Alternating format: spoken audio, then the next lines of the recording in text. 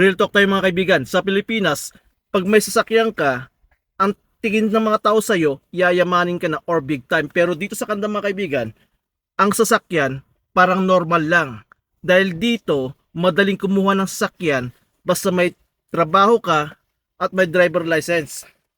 Dahil ang sasakyan dito sa Canada mga kaibigan, parang ordinaryo lang sa amin. Mas ginagamit namin ito sa trabaho. Yun bang mapapakinabangan namin, hindi yun pang forma lang.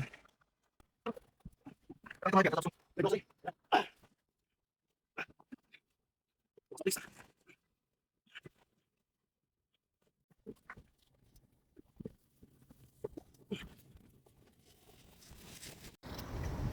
ito mga kaibigan, ang nilalaman ng sasakyan ko. Ganyan, napapakinabangan namin ng husto ang sasakyan, hindi lang pang forma. So yun lang mga kaibigan, thank you for watching. God bless. See you on my next video. Paalam. Ay grabe, sobrang lamig.